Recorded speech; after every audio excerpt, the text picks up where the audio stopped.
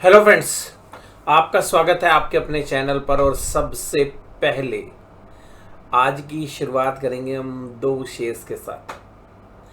पहला शेयर है बजाज फाइनेंस, दूसरा शेयर है कोटक महिंद्रा बैंक। बाजारों के बारे में तो हम चर्चा करेंगे ही।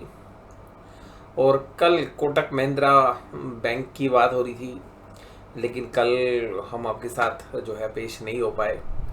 तो कोटक महिंद्रा बैंक में पहले डिस्क्लोज़र दे देता हूँ मैं आपको कि देखिएगा, हो सकता है कि आपको बायस लगे, बट कल कोटक महिंद्रा बैंक में जो करेक्शन हुई और सुबह से ही वो तकरीबन 11% के आसपास जो है कोटक महिंद्रा बैंक के शेयर्स में कमजोरी थी। इसके बारे में हमने चर्चा एक दिन पहले भी की थी कि भाई कोटक महिंद्रा बैंक के जो डिजिटल प्लेटफॉर्म्स हैं उसमें क्रेडिट कार्ड की ऑन बोर्डिंग के ऊपर रोक लगा दी है, जो आप डिजिटल प्लेटफॉर्म से करेंगे तो नए ग्राहकों को मोबाइल बैंकिंग से भी नहीं जोड़ सकते, या बाकी जो डिजिटल प्लेटफॉर्म्स हैं वहाँ से नहीं जोड़ सकते। उसके बाद कोटक महिंद्रा बैंक के शेयर्स के अंदर जो गिरावट आई वो तकरीबन 11% की थी, और आज भी तकरीबन 0.25% के आसपास ये कमजोरी के साथ जो है ट्रेड कर रहा था। अब बात ये है कि कोटक महिंद्रा बैंक में देखिएगा, एज ए डिस्क्लोजर मैं आपको बता दूं कि मैंने कल भी अच्छी खासी खरीदारी की थी, और उसके बाद आज भी अच्छी खरीदारी की है। और मेरे जो टॉप पोर्टफोलियो में दो शेयर होल्डिंग स्टॉक है, एक बैंकिंग में कोटक महिंद्रा, एक फार्मा के अंदर नेटको फार्मा है, और भी फार्माज हैं, बट ये दो शेयर्स हैं जहाँ पर अब पोजीशंस बन रही हैं।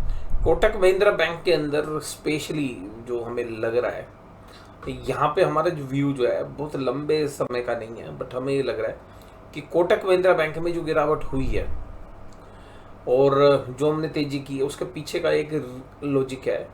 हमें अपना एक पुराना एक्सपीरियंस है, एचडीएफसी बैंक के ऊपर भी सिमिलर तरीके के एक्शंस लिए गए थे, और यहाँ पर कोटक महिंद्रा बैंक पे भी। हालांकि कोटक महिंद्रा बैंक के एक्शंस थोड़े से सीवियर हैं, लेकिन क्योंकि कल वीकली एक्सपायरी, मंथली एक्सपायरी थी, तो जो ऑप्शन 1 रुपये 2 रुपये की थी वो 150 रुपये हो गई। तो अल्टीमेटली बड़े प्लेयर्स को पता था, तो वो उनके पास थोड़ी सी खबरें पहले रहती हैं, और उन्होंने फिर एक्शन भी उसी हिसाब से लिया। तो जो ऑप्शन सेलर थे, जनरली पुट के ऑप्शन जो सेलर थे, वो ट्रैप होते हुए नजर आए।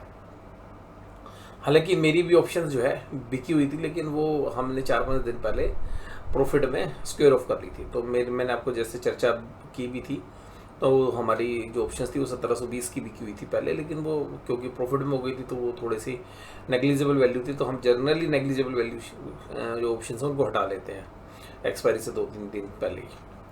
तो अल्टीमेटली पोजीशन नहीं थी, लेकिन कल 1660-62 रुपये के आसपास की एवरेज से हमने शेयर्स लिए। और आज भी जो हमने शेयर्स है, तो लास्ट टाइम बाजार बंद होने के समय 1610-11 के आसपास के जो है भाव थे, जहां पर हमने कोटक महिंद्रा बैंक को ऐड किया। इसके अलावा कुछ ऑप्शंस के माध्यम से भी हमने तेजी की हुई है। हालांकि उसकी हमने ऑप्शन सेल भी की हुई है, कॉल ऑप्शंस भी, तो मतलब थोड़ा सा बैलेंस है, बट कुल मिलाकर एक अच्छी खासी हमने तेजी कोटक महिंद्रा बैंक में की है। रैशनलिटी क्या, वो मैं आपको बता देता हूँ। देखिएगा, रैशनलिटी बड़ी सिंपल है हमारी। रैशनलिटी ये कि जो हमने एचडीएफसी बैंक में देखा था उसी तर्ज पे हम देख रहे हैं कि कोटक महिंद्रा बैंक इस प्रॉब्लम को रिजोल्व कर लेगा जो भी आरबीआई के साथ है। पहले तो निगोशिएशन है, चलो मान लेते हैं कि वहाँ पे बात नहीं बनती है। तो जो आईटी रिलेटेड जो सर्विसेज हैं या आईटी एनेबल्ड सर्विसेज हैं, वहाँ पर इश्यूज हैं। तो जनरली हमें लग रहा है कि किसी भी अच्छी कंपनी को हायर करके 1.5-2 महीने के अंदर ये प्रॉब्लम रिजोल्व हो जाएगी, और फिर शायद अगले 2-3 महीने के अंदर ये रिव्यू हो जाएगी। और जब ये खबर आएगी तो हमें लग रहा है कि जो गिरावट आई है वो शायद दोबारा से वापस आ जाए। तो अगली बात हम ये मान के चल रहे हैं कि 8 से 10% की रिटर्न्स जो है हम एंटिसिपेट कर रहे हैं। तो 8 से 10% की अगर रिटर्न हम अगले 6 महीने में भी मान के चलते हैं कि अगर आ जाती है, और क्योंकि कुछ हम ऑप्शंस के प्रीमियम पे भी कुछ तो रिकवरी करेंगे ही, तो हम ज़्यादा उम्मीद नहीं कर रहे हैं। बट हमें लग रहा है कि ये एक जिस तरीके की गिरावट है कोटक महिंद्रा बैंक में, जो कोटक सिक्योरिटीज़ है, कोटक की जो इंश्योरेंस बिजनेसेस है, कोटक की जो एएमसी वाला बिजनेस है, वो सब कोटक महिंद्रा बैंक के अंदर है। कोटक का एक इंटरनेशनल बिजनेस है, इसके अलावा 10-12 और सब्सिडरी कंपनीज हैं, और जो इंटरनेशनल वेल्थ मैनेजमेंट वाला बिजनेस है, तो कुछ अच्छे बिजनेसेस हैं इनके पास, तो वो कभी लिस्ट होने के लिए आ सकते हैं। तो अल्टीमेटली एक वैल्यू पिकिंग के तौर पर हमने लिया। और ये जो प्रॉब्लम है, जब 3 महीने ज़्यादा से ज़्यादा 4-5 महीने लगा लीजिएगा आप, और थोड़ा सा आप लेके चलेंगे 6 महीने लगा लीजिए, तो मुझे ऐसा लग रहा है कि ये ज़्यादा ट्रेडिंग मूव था, ट्रेडर्स के हिसाब का मूव था। तो हमने यहाँ पे एक्यूमुलेट किया और मुझे लग रहा है कि ये शेयर्स चला भी नहीं था। हालांकि बहुत कोई आउट परफॉर्मेंस जो इसके रिजल्ट में नहीं देखने के लिए मिली, बट हम कंपनी की इंट्रेंसिक वैल्यू, बिजनेस, उन सबको देखते हुए मान के चल सकते हैं कि 5% के आसपास की रिटर्न अगले 2 महीने से 3 महीने में बन सकती है। और 6 महीने का व्यू ले तो हम 10% से 15% की रिटर्न बन सकती है। और बात ये कि हमारे पास रिस्क रिवार्ड जो है, क्योंकि इसमें हमें डाउन साइड ज़्यादा लगती नहीं, और हालांकि हम उसके लिए अभी प्रिपेयर होकर बैठे हैं कि अगर ये 1550 के आसपास भी आएगा तो शायद हम वहाँ भी पोजीशन और ऐड कर सकते हैं। तो कुल मिला के अपने विजन के साथ हम जो है यहाँ पर इसमें हमने पोजीशंस लिए। तो देखिएगा, मैं जैसे बोलता हूँ कि कैश अगर आपके पास है तो कभी कभी अपॉर्चुनिटीज़ ऐसे भी आ जाती हैं। तो मुझे ऐसा लग रहा है कि कोटक महिंद्रा बैंक जिन भाव पे चल रहा है, ये वो भाव है जहाँ पर बैंक निफ्टी मुझे याद है, बैंक निफ्टी जब 36,000 के ऊपर भी था ना, तब भी ये भाव थे, इससे भी 100 रुपये ऊपर था। तो अल्टीमेटली आज बैंक निफ्टी चल रहा है तकरीबन 48,000 के आसपास, 48,000। और वो 48,000 वाला जो बैंक निफ्टी है, वो यहाँ से मान लीजिएगा 20% की करेक्शन के बाद जो भाव आते हैं, वो कोटक महिंद्रा बैंक आज दिखा रहा है। क्योंकि बैंक निफ्टी में जो मेजर रोल हुआ है वो इंडसइंड बैंक का, आईसीआईसीआई बैंक का, एक्सिस का और एसबीआई का है। तो जनरली कोटक ने और एचडीएफसी ने पार्टिसिपेट नहीं किया है। तो हमारे यहाँ पे एक कॉन्ट्रा व्यू है। और जनरली ये एफआईआईज के स्टॉक है, तो ये एक पिटाई हुई है यहाँ पे। और दूसरी पिटाई हुई आज बजाज फाइनेंस की। तो बजाज फाइनेंस में पिटाई क्यों हुई? बजाज फाइनेंस के कल रिजल्ट आए थे। अब मेरे से पूछेंगे आप कि सर जो 7-7.5% की गिरावट है, क्या इतने खराब रिजल्ट थे? नहीं, बिल्कुल भी नहीं थे। बात ये है कि एक एफआईआईज के पास ये शेयर्स हैं, एफआईआईज का फेवरेट शेयर्स है। बहुत अच्छा रनअप जो है, अगर 2010 से 2020 के बीच में देखेंगे तो मतलब इसने मल्टीपल टाइम्स रिटर्न्स दी। यानी कि ऐसा शेयर्स है लगभग हर साल, मतलब अगर किसी ने वो शेयर्स लिया तो हर 1-1.5 साल में वो डबल हो रहा है पैसा। तो वो रिटर्न्स इसने जनरेट किया। तो अब यहाँ पे एक रीज़न क्या कि यहाँ पे एक रिटेल का पार्टिसिपेशन बहुत बढ़ गया। तो सबके पास बजाज फाइनेंस है, तो जो भी जिसको लगता है भैया 1.5-2 साल में पैसा हो जाता है, तो वो क्यों बजाज फाइनेंस को बेचेगा।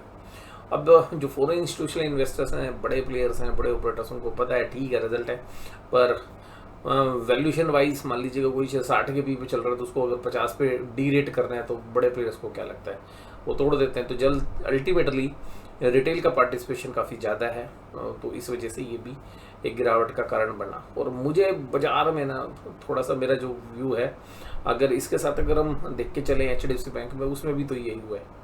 तो हालांकि कांस्टेंट रिजल्ट है, लेकिन बात यह है कि अगर यही 7% शेयर चलता है तो बजाज फाइनेंस का अच्छा रिजल्ट हो जाता है, सेम रिजल्ट। और 7% टूटा है ना, तो लोगों को लगता है यार ये रिजल्ट बहुत ख़राब है। बट मेरे को ऐसा लगता है कि जितना ही तोड़ा उतना ख़राब रिजल्ट तो है ही नहीं, रिजल्ट तो अच्छा है बजाज फाइनेंस का। लेकिन अब आप उससे उम्मीद करोगे कि भाई साहब वो हमेशा टॉप करे, तो वो पॉसिबल नहीं है। तो आपको तो ऐसा लगता है बजाज फाइनेंस हमेशा 100 में से 100 नंबर लेके आए, वो 99 भी लेके आएगा तो पनिशमेंट मिल जाती है। तो बात ये है कि हालांकि मेरा कोई वेस्टेड इंटरेस्ट नहीं है, हाँ ट्रेड वगैरह हम जरूर करते हैं, बट अभी कोई हाल फिलहाल में हमारे को ट्रेड भी नहीं है बजाज फाइनेंस में। अब एक कंपनी जिसके रिजल्ट आए आज, वो है एचसीएल टेक।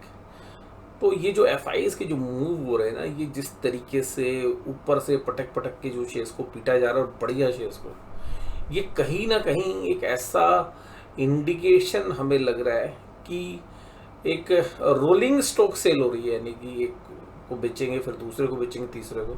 और अगर ये इसी तरीके से चलती रही, अगर मान लीजिएगा और ये शेयर्स उठे नहीं जो गिरने वाले, मान लीजिएगा हमने शेयर लिए, मैं ये नहीं कह रहा कि भाई उठना ही चाहिए, अगर नहीं भी उठते हैं, मान लेते हैं अगर ये नहीं उठते हैं, तो अगर 2-3 महीनों के अंदर या इस रिजल्ट सीजन में ही मान लीजिएगा ऐसे 10-12-15 शेयर्स की पिटाई होती है और वो नहीं उठते हैं, तो एक सेंटीमेंट बहुत जबरदस्त तरीके से खराब होगा।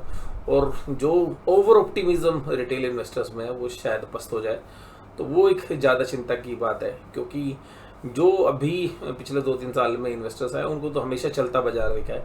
तो जो पेशेंस है वो शायद इन्वेस्टर्स में नहीं है। मान लीजिए कि हमारे लिए तो अगर 6 महीने नहीं भी चलेगा तब भी हम पेशेंस रखेंगे, और हो सकता है कि हम 6 महीने में भी अपना जो प्रॉफिट है, डिजायर्ड प्रॉफिट, हम ऑप्शंस के माध्यम से भी, क्योंकि अपनी जो पोजीशंस ले रखी है उसके सामने हम ऑप्शंस में भी ट्रेड करेंगे, तो वो हम हो सकता है कि निकालें। लेकिन फिर भी हमारे अंदर पेशेंस है, हमें पता है कि हम कोई चीज़ ले रहे हैं तो उसका रिस्क और रिवार्ड हमें दोनों पता है। तो मैं अल्टीमेटली रिस्क रिवार्ड के एंगल से जो है हमने कोटक महिंद्रा बैंक में एंट्री ली है। और इस वीडियो में बस इतना ही। अगली वीडियो में चर्चा करेंगे डिटेल्स में खुल के।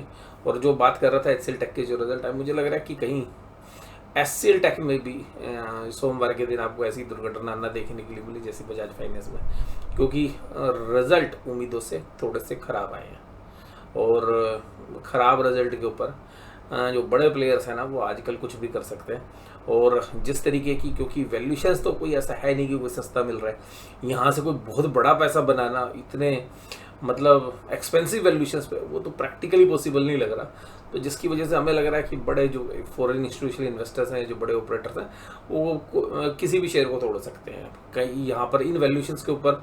फिर भी उनके पास ना काफ़ी कंफर्ट रहेगा, मतलब वो बेचने के बाद ये है कि इतना कंफर्ट है कि जो खरीदेगा ना उसको महंगा ही मिलेगा। फिर भी अगर मान लीजिएगा एचसीएल टेक यहाँ से 10% भी टूट जाता है और फिर भी खरीद रहा है, वो कहे जी मुझे तो 10% सस्ता मिल गया, वो इस बात की गारंटी नहीं कि वो सही वैल्यूशन है। मुझे लग रहा है कि अगर एचसीएल टेक 20% भी टूट जाएगा तो भी एक फेयर वैल्यूशन के आसपास ही पहुँचेगा।